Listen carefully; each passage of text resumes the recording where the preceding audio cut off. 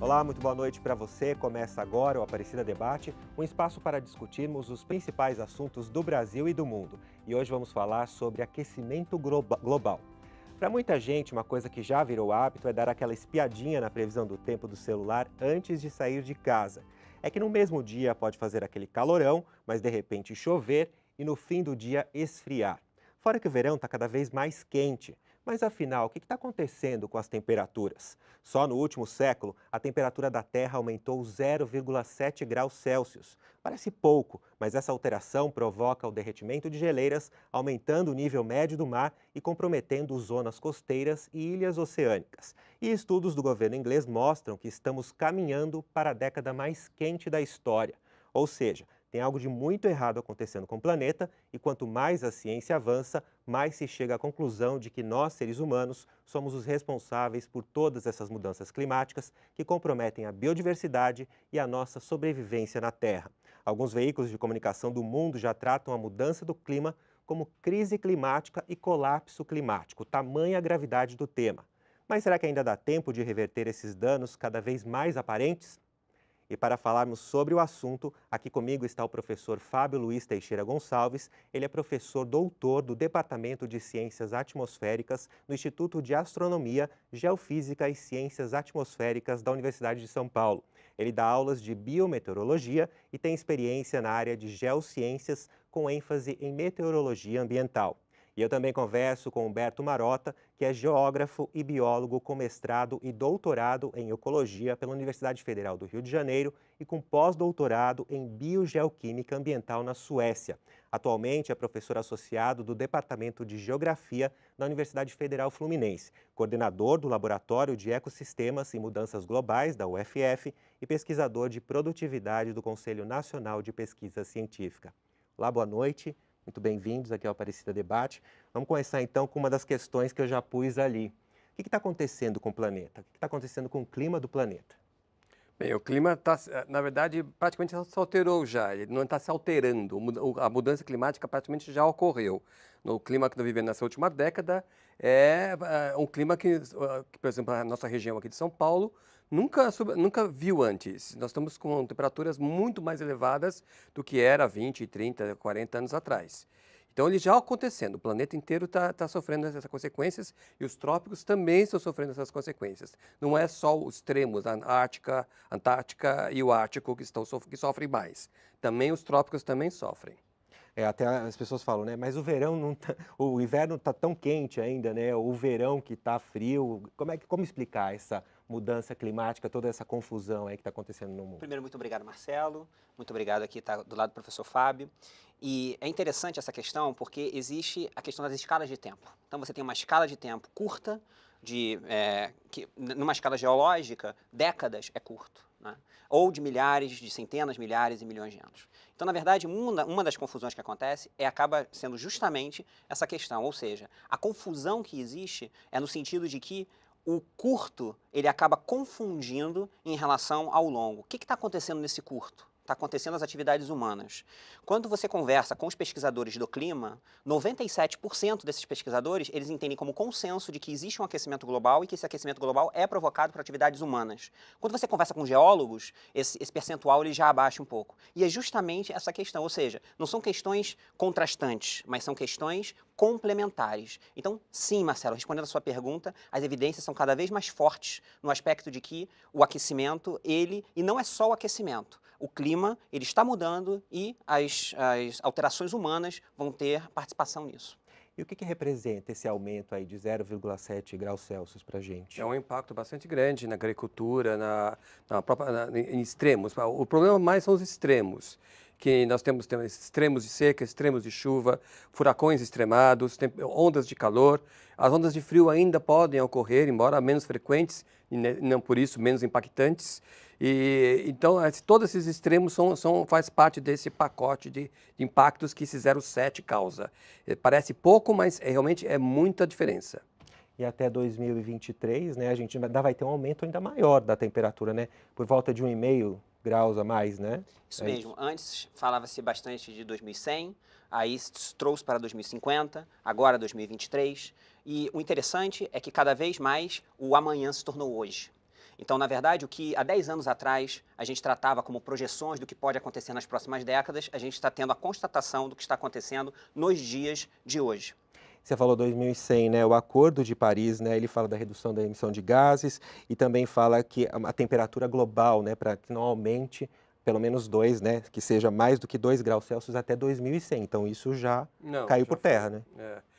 Ainda tem o problema que esses dois, esse aquecimento, ele é parcial, ele na verdade já está ocorrendo, e o impacto de 1 grau, ele pode causar uma série bem, falando de acordo com o que você falou, isso realmente é um problema que nós estamos tendo bastante grande atual, que vai ter que tomar providências, inclusive na saúde humana, que isso eu acho que é um tópico que vai ser abordado. Sim, a gente vai abordar, sim.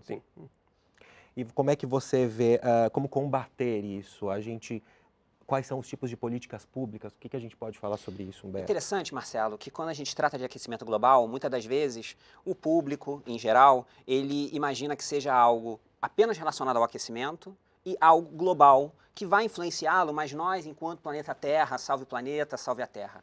No entanto, cada vez mais esse tema tem sido trazido para o nosso cotidiano, nossa tomada de decisão enquanto indivíduo, enquanto governo, enquanto iniciativa privada. Então, na verdade, o que acaba acontecendo é que o aquecimento global, a gente vai estar falando não só da temperatura, a gente vai estar falando das chuvas. Se a gente está falando de chuva, a gente está falando das águas. Se a gente está falando de água, a gente vai estar falando de queima de combustíveis, de gases que vão na atmosfera funcionar como se fosse um cobertor. Esse cobertor é o que proporciona a vida na Terra, é fundamental. Se não fossem esses gases presentes na atmosfera, nós certamente não estaríamos aqui porque as temperaturas seriam extremamente baixas. No entanto, se aquecermos demais, é isso que nós estamos verificando nesse exato momento do que acontece hoje. Então, o principal vamos trazer esse aquecimento global dessa esfera internacional, dessa esfera do Acordo de Paris, vamos trazer para o nosso dia a dia, porque é isso que a gente vai abordar no programa de hoje. Um fator que eu esqueci de falar é a parte dos modelos. Os modelos da década de 80, 90, eles são um conjunto de modelos, a gente chama de ensemble. Eles têm uma previsão de como vai ser o clima do futuro. E a previsão do clima do futuro para essa década está subestimada já. Essa década está sendo mais quente que todos os modelos climáticos previram há 2 décadas atrás. E provavelmente o cenário mais pessimista é o que vai ocorrer, que é o RCP 8.5, que é uma fração de 8,5% de radiação a mais na Terra, dado ao CO2 e o metano, que são os principais gases, vai ser piorado, vai ser acima disso. Então, esse aquecimento de 6, 7 pode ser ainda pior do que 6, 7 graus. Então, não é 7, é 6, 7, é 10 vezes mais. Isso pode comprometer, inclusive, geleiras, como a Groenlândia. E se a Groenlândia vier a acontecer, derreter, se vier a acontecer, isso pode levar algumas décadas, mas a nossa civilização não tem capacidade de tolerar uma subida de mar de 6, 7 metros em décadas, mesmo em 100 anos. É muita coisa. Aproveitando o gancho, né, que ele falou, você trouxe umas fotos para a gente, né, Humberto? Eu queria que você colocasse aqui, por favor, diretor. Essas fotos são da Antártida, é isso? Então, o que já tem de diferente hoje? A gente já consegue, observando para a gente que é leigo, está tudo normal, mas não é isso, é isso? Isso daí é na mesma ilha onde está a Estação Brasileira Comandante Ferraz, a estação da Marinha do Brasil, onde são desenvolvidas atividades. Isso aí são ecossistemas lacustres. E aí o espectador, ele acaba se perguntando, tá, mas o que tem a ver os lagos, o que tem a ver as baías em relação ao clima? E aí a gente tem que entender que esses ecossistemas são muito pequenos em área. No entanto, normalmente eles estão em porções baixas do relevo. Ali é o que, por exemplo? Ali, por exemplo, é um lago amazônico. Isso aqui é toda essa vegetação do solo, do permafrost, que chamamos, né? Aqui são os pesquisadores em ação, justamente para poder coletar essas amostras que são levadas para o Rio de Janeiro. Aqui nós estamos coletando justamente a lama, o sedimento de fundo. E por que esse material que está sendo recolhido aí é tão importante? Isso aqui, Marcelo, é uma forma que a gente tem de saber o clima do passado. Essa aqui é a equipe lá da UF, professora Rosemary Vieira, professor Roberto Mejicos, João, Karina, os alunos, e aqui a dificuldade que é justamente trabalhar nesse ecossistema gelado. Ou seja, muitas das vezes a gente imagina a Antártica como sendo um ambiente gelo. E isso é verdade, mas em latitudes maiores. A gente trabalha justamente nessa interface entre o que seria a borda da Antártica, né?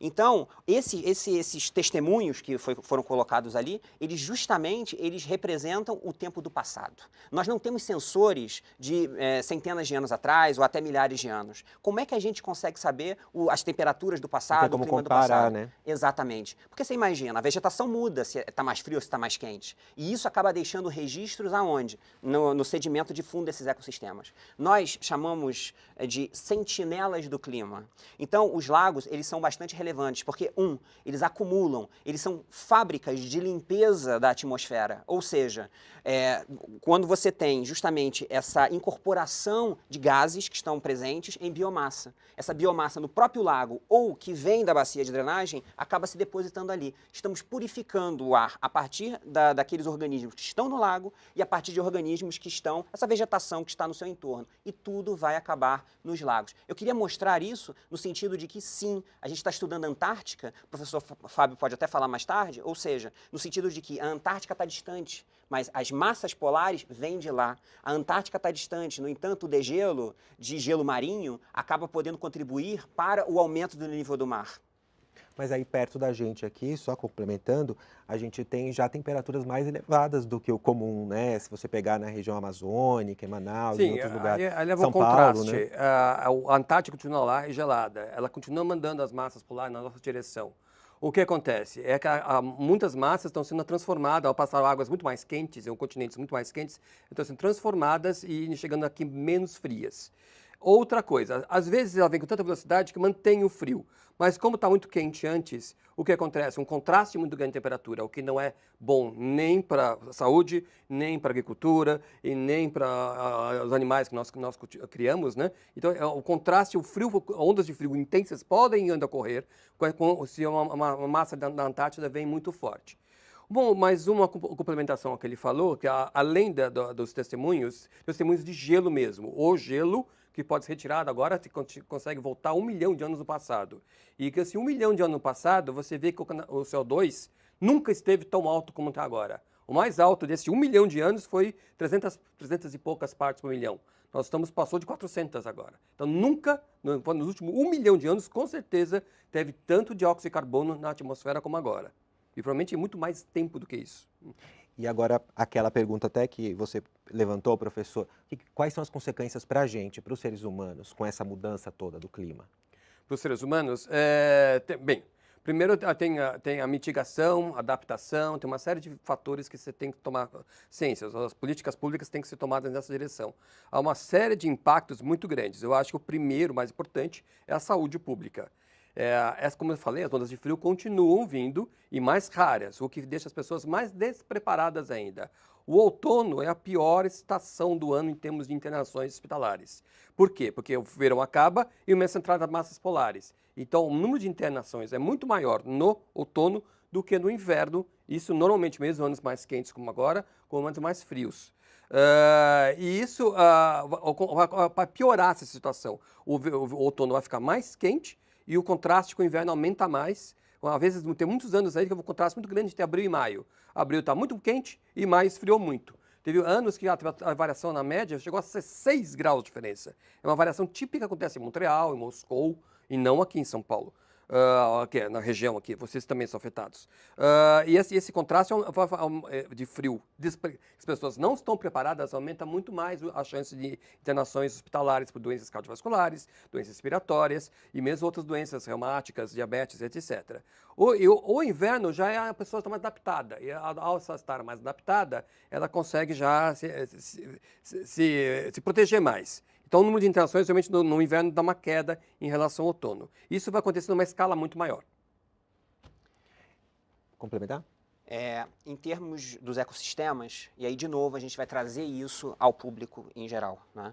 Quer dizer, tem toda essa questão de saúde pública, só que quando a gente fala de clima, a gente não está falando só de temperatura, a gente está falando também de chuva. Não é? Hoje, neste momento, agora, está acontecendo um processo em que estão, digamos, diminuindo, em tese, os regimes de chuva na Amazônia e aumentando os extremos, ou seja, ora momentos de mais seca, ora momentos de mais pluviosidade, mais chuva. Né? O que isso implica? Isso implica que a Amazônia, por exemplo, a equipe de pesquisadores do SENA e do INPE acabam registrando os rios voadores. Então a gente sabe que hoje um dos fatores que a gente tem água nas zonas mais populosas, por exemplo, do Sudeste brasileiro, é por causa da Amazônia. Então o que está acontecendo? Há uma mudança hoje de espécies em que você tem uma determinada mudança da atividade biológica. Isso pode implicar num processo do que a gente chama cientificamente de savanização. Não é? Esse processo ele pode ser gradual ou, o que está se levantando agora, ele pode ser mais abrupto do que se pensava. Então, essa questão da mitigação, ou seja, o que fazer, como combater o aquecimento global, significa você, por exemplo, manter a água. E a partir dessa pesquisa, dessas fotos que a gente estava vendo, o que vocês já estão trabalhando ali para conseguir tentar reverter essa situação lá no futuro? A gente consegue, basicamente, descobrir o que está acontecendo hoje e nos próximos anos em termos, a Terra está aquecendo. E você tem essa fábrica de pureza da atmosfera, ela está ali guardada no fundo dos lagos, por exemplo. E isso, se a Terra aumentar, a comida, ela estraga dentro ou fora da geladeira? Ela estraga fora da geladeira, porque as temperaturas são mais elevadas. Ou seja, a atividade microbiana que libera esses gases, ela acaba funcionando de forma mais intensa. Antes se achava que isso seria um aspecto exclusivo, por exemplo, de ambientes frios como a Antártica. E a gente consegue, a partir desses estudos comparativos do que está acontecendo na Antártica, do que está acontecendo, por exemplo, na Amazônia, do que está acontecendo nas lagoas costeiras, a gente consegue perceber que existe uma maior liberação desses gases. É como se você estivesse aumentando o poder de aquecimento da Terra. É interessante ao público entender que quando a gente fala de gases do efeito estufa, ou seja, gases que podem reter calor na atmosfera e, portanto, contribuir ao aquecimento global, a gente estava muitas vezes imaginando a queima de combustíveis fósseis, que é fundamental. Só que você tem esses compostos que estão guardados nos ecossistemas e que podem aí ser liberados para a atmosfera. Professor, você também tem uns estudos, né, na universidade de alunos que fizeram uma comparação de São Paulo de algum tempo atrás e de hoje. Eu queria que você falasse um pouquinho mais sobre isso. Só acrescentando um outro fator que também é impactante, é os insetos, os pernilongos, por exemplo, doenças como a malária, a febre amarela e a famosa dengue. O Aedes, por exemplo, é susceptível a temperatura 16 graus e não voa, 13 ele morre. São Paulo, a cidade de São Paulo, e algumas regiões, aqui não, mas no Vale não, mas regiões um pouco mais montanhosas, como cidade, 13 graus no verão era comum, agora não é mais. Então, os casos de dengue autóctones da própria cidade, que não existia, agora passa a existir, porque não tem mais o que mata os mosquitos. Como ele me falou mesmo, a chuva está aumentando, a quantidade de chuva, a precipitação está aumentando e a temperatura também, e isso deixa todos os insetos, todos os pernilongos com uma atuação muito maior. Eles estão subindo... Mais fortes, mais né? fortes. Eles estão subindo as montanhas e estão subindo em latitude. Agora, os Estados Unidos, a Europa, podem ficar reameaçados de malária, como nós também podemos ficar. A malária foi erradicada na década de 30 aqui. Ela pode voltar, porque a malária é a doença considerada com aquecimento global a mais perigosa de todas. Ela está com característica vermelha pela OMS, porque ela pode esparramar para uma área gigantesca e a malária é mais letal ainda que a dengue. Então, a pessoa pergunta... Sobre o estudo, comparando São Paulo, sim, né? Trazendo mais eu tenho, então, alunos meus que fizeram a comparação de conforto térmico, que é o termo que é uma variação, uma variável que junta variáveis. Como a gente não é susceptível somente à temperatura. Subiu a temperatura, tudo bem. Mas se sobe a umidade junto, isso impacta muito mais quando os dois sobem juntos. E então, se você no seu corpo não separa uma coisa da outra. Então, o conforto térmico é um cálculo que se faz levando em conta várias variáveis meteorológicas. Então, quando se compara o conforto térmico que aconteceu nos últimos 30 anos, o conforto térmico que vai acontecer no futuro próximo, 2030, 2050, ou 2070, 2100, a mudança de São Paulo, por exemplo, é brutal. Isso é uma mudança que o número de ondas de calor vai aumentar em 10 vezes, o número então mortes pode aumentar um número maior ainda, porque o número de idosos vai ser mais alto. E a doenças cardiovasculares, por exemplo, são muito susceptíveis os idosos. Com mais idosos e com muito mais ondas de calor, vai acontecer o que aconteceu na Europa, com 30, 50, 60 mil mortes num verão mais quente. tem até projeções, né, que segundo projeções, pelo menos 500 milhões de pessoas devem morrer caso o clima saia do controle totalmente. E não é só clima, porque o que tem acontecido é um processo de desmatamento muito acelerado. Então, esse processo de desmatamento pode fazer com que, por exemplo, você não tenha mais os predadores, os competidores, aqueles organismos, por exemplo, que comem os pernilongos. Então, muitas das vezes a gente se pergunta, está aumentando os pernilongos? Quer dizer, está aumentando a temperatura, isso é ótimo para o pernilongo. 2, estamos tirando os predadores naturais, os competidores naturais que poderiam também controlar esses organismos. Então, o que a gente precisa compreender é que, de certa forma, está tudo integrado. Você tem o aquecimento, você tem o clima, e quando você tem que ir nas causas, o mesmo desmatamento que está contribuindo para o aquecimento global ou para a redução de chuvas, é o mesmo desmatamento que está promovendo a intensificação da saúde pública. Eu preciso fazer um pequeno intervalo, a gente já volta a falar sobre aquecimento global. Estamos de volta com a Aparecida Debate. Hoje estamos falando sobre aquecimento global e aqui comigo está o professor Fábio Luiz Teixeira Gonçalves. Ele é professor doutor do Departamento de Ciências Atmosféricas do Instituto de Astronomia, Geofísica e Ciências Atmosféricas da Universidade de São Paulo. Ele dá aulas de biometeorologia e tem experiência na área de geociências com ênfase em meteorologia ambiental. E eu também converso com o Beto Marota, que é geógrafo e biólogo com mestrado e doutorado em ecologia pela Universidade Federal do Rio de Janeiro e com pós-doutorado em biogeoquímica ambiental na Suécia. Atualmente, ele é professor associado do Departamento de Geografia da Universidade Federal Fluminense, coordenador do Laboratório de Ecossistemas e Mudanças Globais da UFF e pesquisador de produtividade do Conselho Nacional de Pesquisa Científica. A gente continua aqui, né, com essa questão importante do aquecimento global. Aliás, antes da gente continuar o nosso bate-papo aqui, tem uma mensagem do Papa em viagem a Marrocos, que ele teve no Marrocos em março agora, e ele falou sobre a importância do aquecimento global e ele inclusive citou a Conferência Internacional sobre as Alterações Climáticas, né, a COP22, que foi realizada no Marrocos. Vamos acompanhar aqui. Segundo o Papa, o diálogo genuíno é aquele que nos leva a tomar em consideração o mundo onde vivemos, a nossa casa comum. O pontífice citou a importância da Conferência Internacional sobre as Alterações Climáticas, o COP22, realizado no Marrocos. Para Francisco, essa conferência comprovou mais uma vez a necessidade da tomada de consciência por parte de muitas nações no sentido de proteger o planeta, onde Deus nos colocou para viver. Além disso, também é uma contribuição para uma verdadeira conversão ecológica ao desenvolvimento humano. O Papa ressaltou a admiração aos avanços verificados nessa área e também demonstrou alegria com a implementação de uma verdadeira união entre as nações e os povos, com o objetivo de encontrar soluções justas e duradouras para os flagelos que ameaçam o planeta e a própria sobrevivência da família humana. Ainda sobre o assunto, Francisco disse que todos juntos, a partir de um diálogo paciente e prudente, franco e sincero, será possível encontrar respostas adequadas para inverter a tendência ao aquecimento global e conseguir erradicar a pobreza. Então, a gente viu aí a declaração do Papa Francisco. Ele fala, né, que o aquecimento global é real e que é consequência da ação do homem e que os países mais ricos têm uma dívida com os países mais pobres. Eu queria que vocês comentassem sobre isso, sobre essas declarações. Isso é bastante relevante, porque a gente tem que entender que o aquecimento global, ele está junto com desigualdade social. Então, quando o Papa Francisco coloca esse tema, ele é foco central das nossas análises, ou seja, quem perde e quem ganha. Quando a gente comenta de aquecimento global, a gente pode estar falando de medidas de mitigação. Essas medidas de mitigação, por exemplo, você evitar o desmatamento. Só que o desmatamento, ele não evita apenas problemas relacionados, por exemplo, à questão da água, mas quem perde com isso?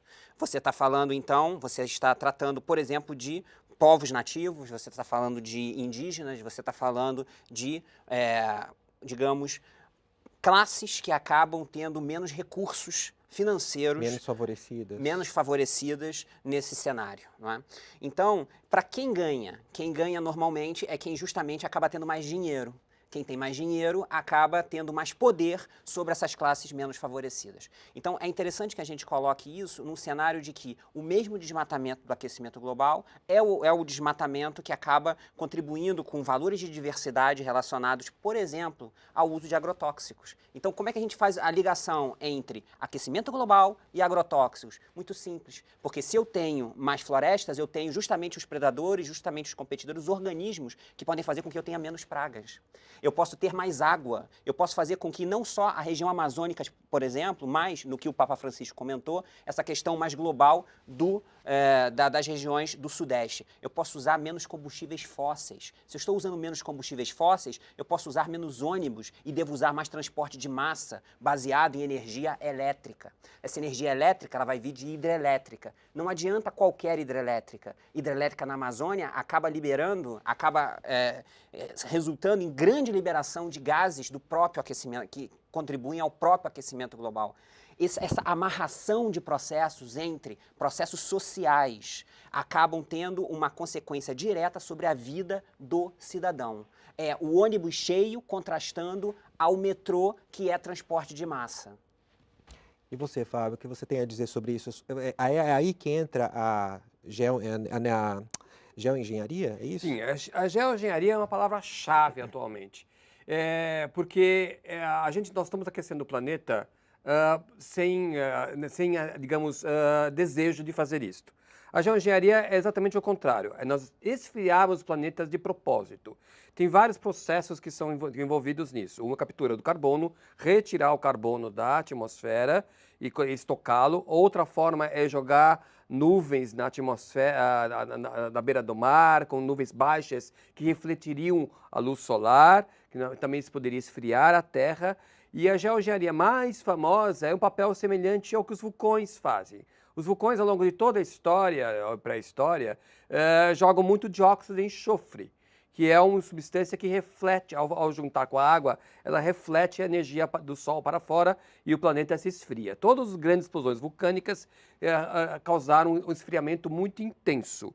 Inclusive, o mais famoso dos últimos, o Krakatoa foi um deles, mas o mais famoso dos últimos 200 anos foi o Tambora, que jogou uma quantidade enorme de dióxido de enxofre na atmosfera, que fez o verão seguinte desaparecer. E então a geoengenharia seria fazer esse papel desses vulcões, jogando dióxido de enxofre artificialmente na atmosfera, com aviões tripulados ou não tripulados, e essa distribuição de CO2 faria a Terra esfriar para compensar o aquecimento global. Isso é factível? É. O custo disso, inclusive, é muito baixo. Um bilionário poderia fazer isso tranquilamente. Custa entre 2 e 20 bilhões de dólares, que para um bilionário é nada. Então, uma pessoa muito rica realmente pode fazer isso. O problema é que tem uma série de consequências que nós não sabemos. A lista de consequências de impacto que essa geoengenharia pode causar é enorme. Agora, a minha posição, eu acho que uma hora vão fazer. Eu queria que você falasse um pouquinho mais sobre essa desigualdade, né, entre os países mais ricos e mais pobres. Eu tenho um dado aqui que os países tropicais da África foram os mais atingidos. A Mauritânia e o Níger, por exemplo, o PIB desses países estão 40% menores. Os países mais pobres, eles acabam tendo menos condição de se recuperar de determinadas crises ambientais. É só a gente reparar o que uma mesma tempestade tropical de grande monta causa, por exemplo, em determinados países do Caribe e, por exemplo, nos Estados Unidos. Né? Então, no Haiti ou nos Estados Unidos, é completamente diferente. Então, esses mecanismos de emergência, esses mecanismos de bem-estar social, esses mecanismos que protegem a população, eles são absolutamente distintos. E quando a gente fala de PIB, é importante que até o público perceber que, na verdade, você acaba tendo todo o que a gente chama de capital verde. Quando você perde, por exemplo, uma baía, a Baía de Guanabara está poluída. Essa Baía de Guanabara poluída, isso significa quem perde. Quantas pessoas acabam não tendo peixe, não tendo lazer, não tendo saúde pública, ficando doente. Quanto que o Estado acaba gastando mais com saúde pública? E no final das contas, quem ganha? É a determinada iniciativa que acaba visando somente o lucro. Então, Marcelo, quando a gente coloca a questão da desigualdade social, a crítica é quem está ganhando, quem está perdendo. Em vez de discutir aquecimento global, se a Terra está aquecendo ou não está aquecendo, se existem causas humanas ou não, as mesmas causas da desigualdade social, as mesmas causas dos problemas de saúde pública, as mesmas causas da redução de diversidade que nos causam tantos problemas, é a mesma causa do aquecimento global. Não é uma questão difícil de entender, é mais uma questão de política, como o próprio professor Fábio aqui nos coloca, mais do que alternativas. E aí a gente tem que entrar na universidade, que talvez a gente possa falar mais à frente. O papel da universidade na geração do conhecimento. É isso, eu quero abordar daqui a pouquinho. Primeiro, falando em universidade, eu queria que você falasse um pouquinho, professor, o que é biometeorologia? Você dá aula sobre isso, né? Dou aula sobre isso. Bem, biometeorologia é toda a interface do tempo e clima e um ser vivo. Pode ser a vegetal, as mais exóticas é a cósmica, a espacial, que seria o nós fora da Terra. Tem a paleo, que significa o passado, né? Como as formas de vida no passado reagiam à mudança do clima. E tem a vegetal, que os vegetais, animal. O Brasil é muito forte em biometeorologia animal. Nós temos aqui na Unesp, é muito forte nesse setor. Sendo que, por exemplo, o impacto que a mudança do tempo e do clima causa na produção de leite, produção de ovos, suinocultura, todo o conforto do animal. Que é isso que a gente está falando aqui, né? Só que aí para o animal mesmo. E o humano, que é a minha área aqui de atuação, que envolve tanto o ser humano saudável, que lida com conforto térmico, que é uma junção de variáveis meteorológicas numa só, quanto o impacto desse conforto e das mudanças do tempo e do clima na saúde humana. Então, a biometeorologia é uma área bem abrangente, tem uma sociedade internacional disso. O ano que vem vai ter o primeiro Congresso Internacional de Meteorologia aqui no Brasil, vai ser em Jaboticabal, na Unesp. E tem três faces, a fenologia, que é a vegetal, a animal e a humana, que nós vamos abordar nesse congresso. Professor, tem uma outra coisa também que a gente acabou conversando aqui nos bastidores. A gente sempre teve aquela questão de, como eu falei aqui, né, a questão do celular, que a gente olha ali antes de sair para pôr a roupa, aí a gente sai com uma roupa em casa, no final do dia tá com uma outra roupa, o efeito cebola e tal. Mas a gente também, às vezes, culpa a meteorologia e fala que a previsão estava errada. Existe essa margem de erro? Isso melhorou? Agora está mais preciso? Bem, a margem de erro aqui no Brasil diminui bastante.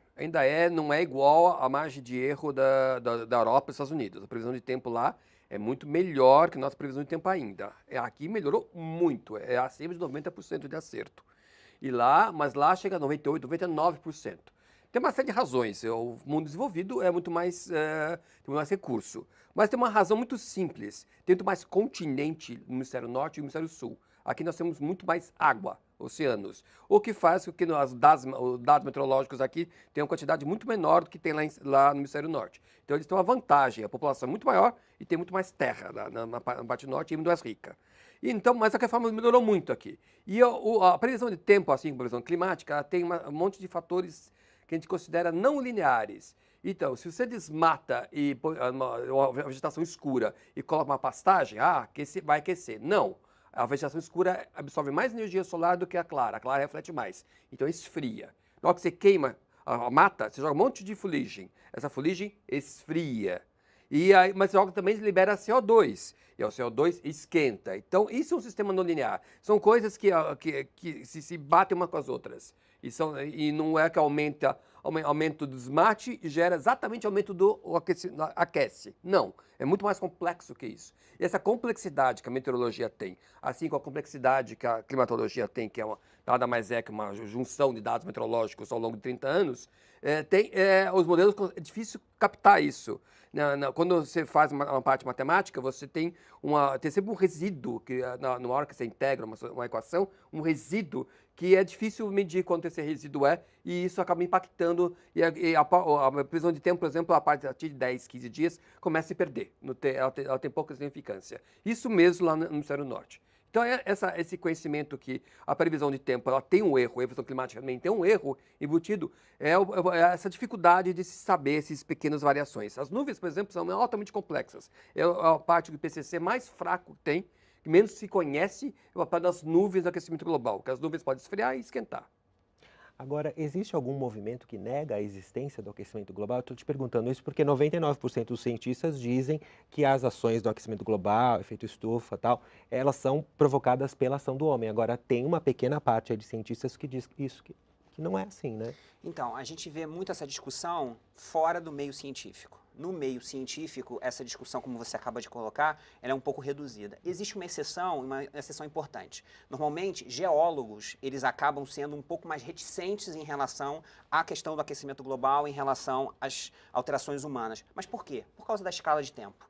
A gente também tem que lembrar que esses geólogos, eles estudam milhares, milhões de anos. E não havia ser humano. A gente tem que colocar aí a espécie humana como 300 mil anos e a nossa sociedade, enquanto alterando o clima, vamos colocar da Revolução Industrial para cá, ou determinados estudos levam até para os romanos para cá. Ou seja, a gente está falando aí de 250, 350 anos, não é?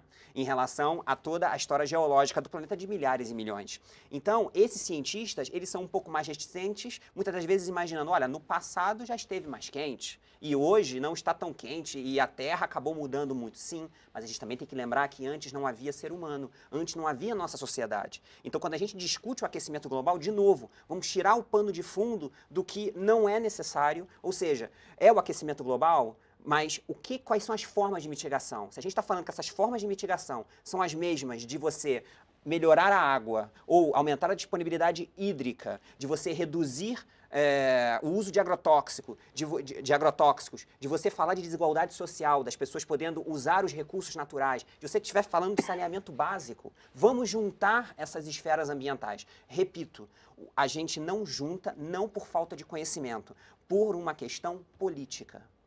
Como que você vê isso, professor? Tem os céticos, assim chamados, né? Acreditam que o Sol, o aquecimento se deve ao Sol. Essa explicação ela é válida até começo da década passada, comecinho do século XXI. Que o Sol realmente ele estava numa fase mais fraca, com menos manchas solares ao longo do século XVI ao século XIX, e aí ele começou uma atividade mais intensa ao longo do século XX. E começou a ficar, até o século XX, o Sol aumentou a quantidade de energia que ele manda para a Terra. Então, era essa explicação. Então, nós estamos mais quentes porque o Sol está em atividade maior.